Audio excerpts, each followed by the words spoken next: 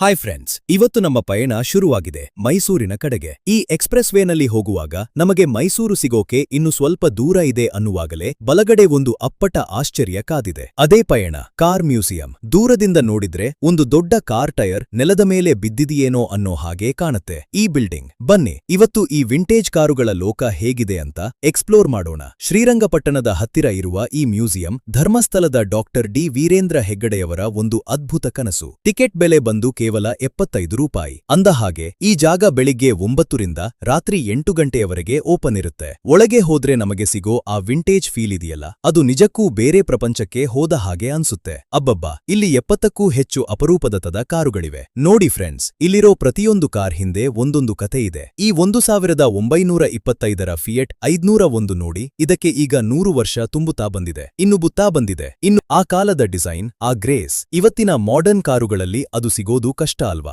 ಇಲ್ಲಿ ಬರೀ ಹಳೆಯ ಕಾರುಗಳಷ್ಟೇ ಅಲ್ಲ, ನಮ್ಮ ನಾಡಿನ ಹೆಮ್ಮೆಯ ಸಾಧಕರು ಬಳಸಿದ ಕಾರುಗಳೂ ಇವೆ. ನಮ್ಮ ಸಾಹಸ ಸಿಂಹ ಡಾಕ್ಟರ್ ವಿಷ್ಣುವರ್ಧನ್ ಸರ್ ಅವರ ಕಾರ್ ನೋಡಿದಾಗ ಒಂದು ಕ್ಷಣ ರೋಮಾಂಚನ ಆಗುತ್ತೆ. ಹಾಗೆಯೇ ನೊಬೆಲ್ ವಿಜೇತ ಸಿ.ವಿ. ರಾಮನ್ ಅವರ ಕಾರ್ ಕೂಡ ಇಲ್ಲಿದೆ. ಪ್ರತಿಯೊಂದು ಕಾರಿನ ಹತ್ತಿರ ನಿಂತು ಫೋಟೋ ತಗೋಬೇಕು ಅನ್ನೋ ಆಸೆ ಆಗುತ್ತೆ. ಇಲ್ಲಿರೋ ಲೈಟಿಂಗ್ ಕೂಡ ಫೋಟೋಗಳಿಗೆ ತುಂಬಾ ಚೆನ್ನಾಗಿದೆ. ಇಲ್ಲಿ ಕೇವಲ ಕಾರುಗಳಷ್ಟೇ ಅಲ್ಲ ಫ್ರೆಂಡ್ಸ್, ಹಳೇ